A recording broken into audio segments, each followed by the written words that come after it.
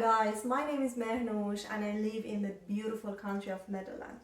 Now, what do you think? What comes into your mind when you think about Netherlands? Maybe you think about its water canals or like old city with beautiful architecture or windmills or some other stuff. But for me, Netherlands is all about flowers, especially tulip. We have a lot of tulip farms here and tulip gardens, and the video you have seen at the beginning, it was me visiting a beautiful tulip garden here in Netherlands called Keukenhof. And after that, it was spring, still spring, and I was thinking, why not grabbing some books which has something to do with flower? Like flower plays an important role there, especially tulips. The flower season is still not finished. We have still summer, you see flower everywhere. So just let's talk about those flowery books.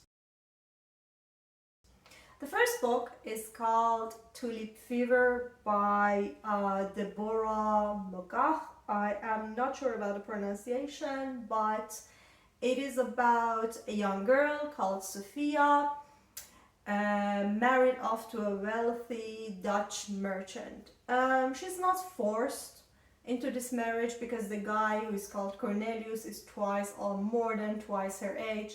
Though she's not forced, she decides to marry this guy to support her family after losing her father. But after a couple of years, Sophia is now only 24, very young, but she feels kind of depressed. Her life is becoming boring, colorless, and she's feeling she's losing her youth and her passion for everything. Until one day, her husband, Cornelius, actually invites this young painter, Jan van Loos, to paint a portrait of the husband and wife. From there on, a passionate love affair begins between Jan, the painter, and Sophia, a love affair which has to remain secret, and there is no way for the lovers except to run away if they want to be together. And the whole tension of the story is about them.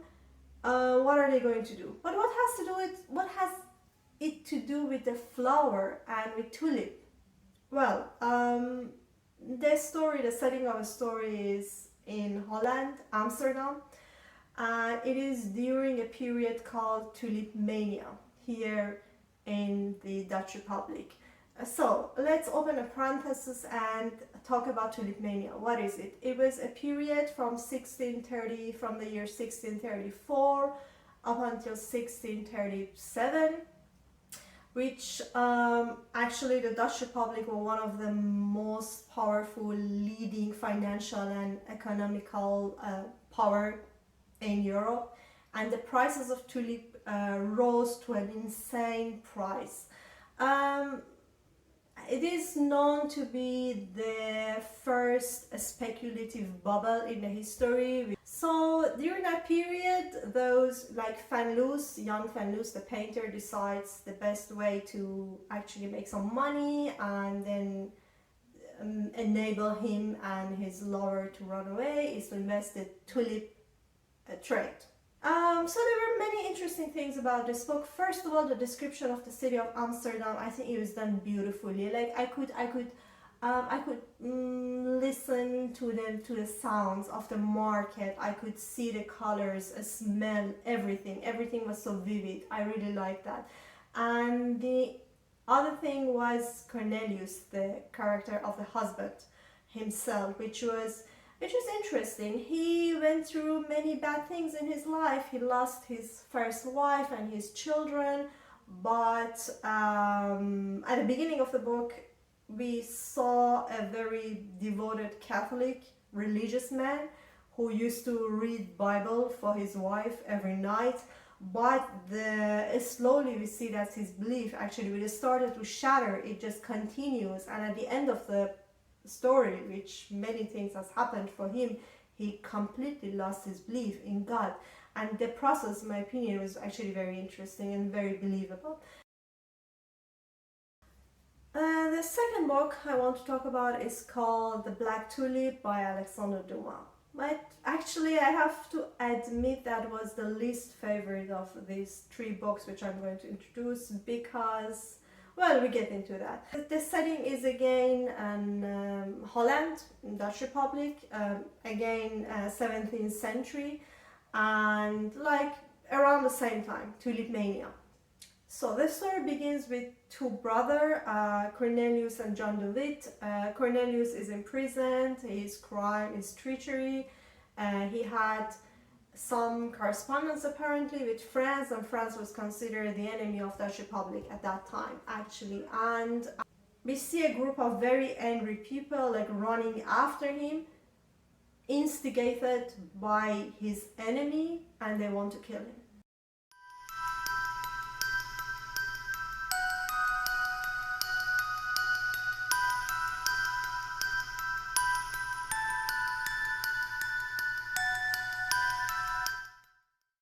So I'm not going to spoil what will happen, but it's not their story, but the story of his godson, Cornelius, another Cornelius, who is also like after his godfather got imprisoned because he had some dubious correspondence with his godfather. So Cornelius is a tulip enthusiast and a tulip grower. So he spends many years growing tulip, especially after the Harlem Tulip Society had this like huge prize for someone who can grow a black tulip, like as black as the night sky basically.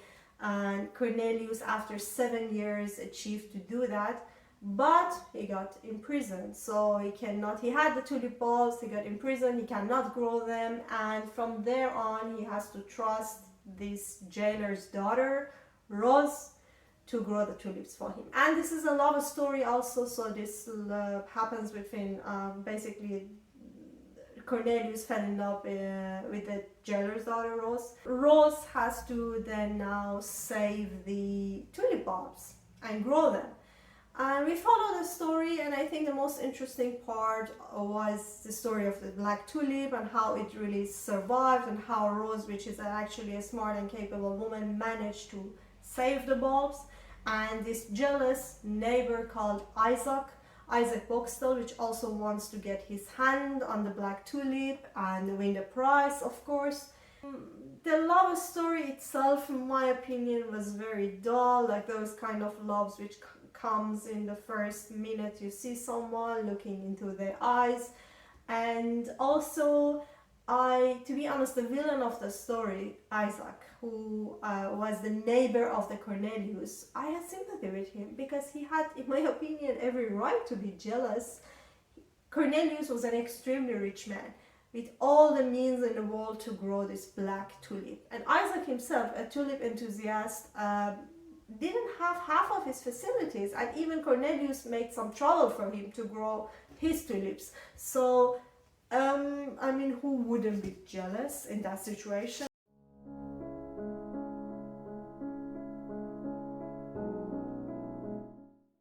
The third book is called The Language of Flower by Vanessa Diffenbaugh. Again, I'm not sure about the pronunciation, but it is about, well, the setting is a modern time, San Francisco, US, and it is about an orphan girl called Victoria with a very dark and bitter past.